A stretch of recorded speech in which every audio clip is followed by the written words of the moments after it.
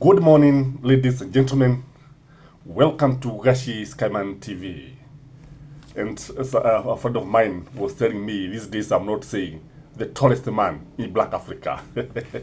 I'll be saying that. So, ladies and gentlemen, William Samuel Ruto fired Justin Muturi. But that is not the issue I want us to discuss. The issue I want us to discuss is the consequences of firing this CS. Let me ask you, if you are the Bere North Member of Parliament, Geoffrey Roko, and nominated to the cabinet at a time like this, would you actually accept? Because if I am Roko, Geoffrey, and I'm a Member of Parliament, and then I'm appointed to the cabinet of William Samuel Ruto at a time like this, I would not take the offer. I would rather remain a Member of Parliament. Number one, because William Samuel Ruto can fire you. If you look at the way he has been changing the cabinet. Najua, baraza la mawaziri linabadilishwa kama guo. That is what is happening, ladies and gentlemen. There has been a lot of changes. We only need to look at somebody like Mukomen, who has been, I think, to 3 ministries. You also need to look at somebody like Duale, 3 ministries. And we are not even 3 years into the first term of William Samuel Ruto. So, ladies and gentlemen, that was a bladder, if you ask me. A bladder of actually going for a Member of Parliament. Because William Samuel Ruto has actually created a by-election. Actually, a by-election in Bere North. And that is what I want us to discuss. But I know that William Samuel Ruto wanted to weaken the DP party, the Democratic Party of Justin Muturi, because every senator comes from that. And I think there is also this Roko, who was actually elected by and through this Democratic Party. And therefore, he wanted to weaken the party of JB Muturi. The second thing is that he wanted to see if he can appease the people of Mount Kenya East and maybe strengthen Kidiki. But I doubt if this is going to be achieved. Ladies and gentlemen, what does a by-election means in Bere North at a time like this? Remember, Mount Kenya is very, very hostile, extremely hostile to William Samuel Ruto. And even coming to Mount Kenya on Saturday, I think they have to put everything in order. And that's why, by the way, there's a lot of mobilization taking place in the mountain, trying to mobilize Kenyans to actually go and witness William Samuel Ruto's relaunching and launching and doing what? The development. So, what is going to happen is that Gachagua and Ruto will have a contest. And the contest, the clash, will be titanic. Gachagua will be in his best elements. And Gachagua has now the chance to prove to the world that he's in charge of Mount Kenya, that he's the kingpin of the Mount Kenya. By the way, it is raining, that is why we hear like I'm shouting. So William Samuel Ruto will come out badly embarrassed. He will be embarrassed. And he will come out bruised. And I'm telling you, Gachagua, now because he has the chance of showing William Samuel Ruto that he is the one that is controlling the mountain. William Samuel Ruto actually nominating the Bere North Member of Parliament. Ni sawasawa na kujitia kitanzi. Unajua maana kujitia kitanzi.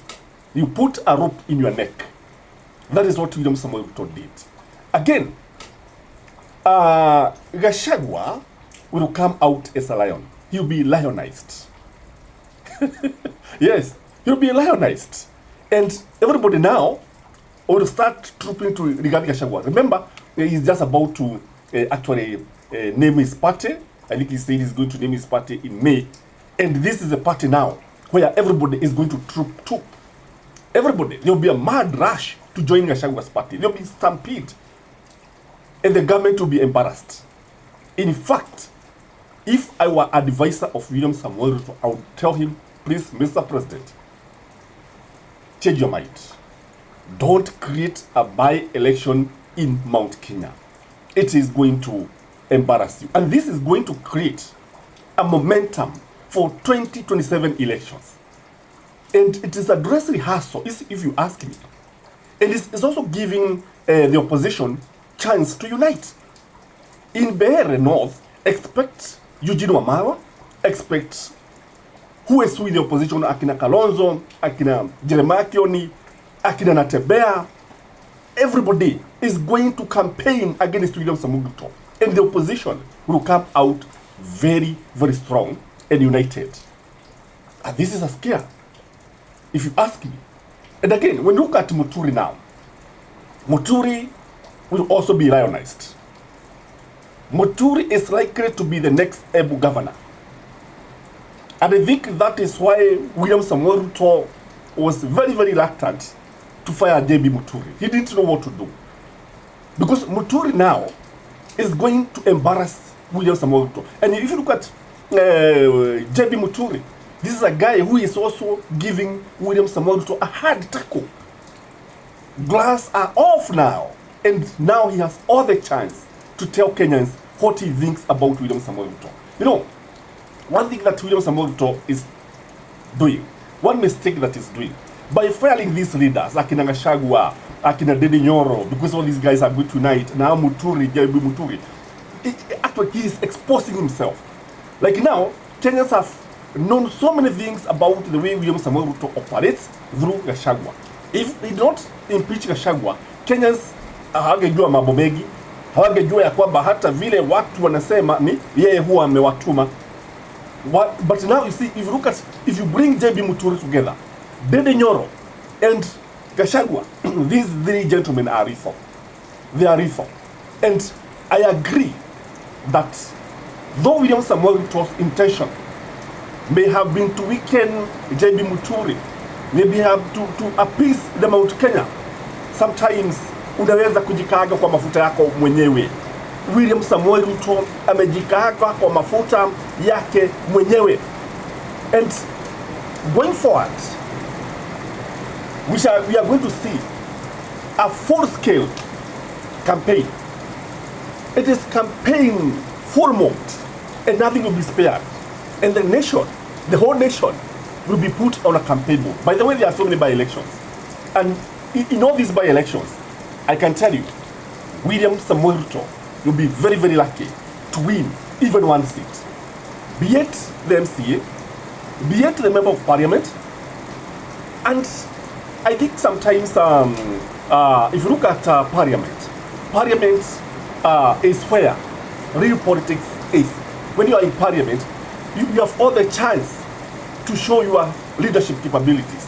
But now, when Roko Joyfrey joins the cabinet, huyo hamtamsikia tena akiongea, hamtamsikia, amekwisha kabisa.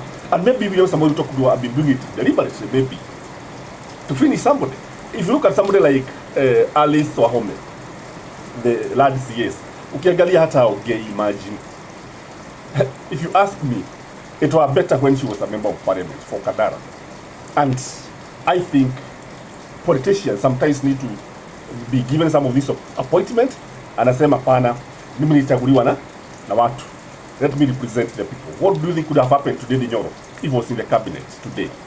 He could have been fired. Ladies and gentlemen, that is my take. I don't know what you think. Lakini mvua huku jameni ni mvua kubwa sana tena zaidi. Bye bye.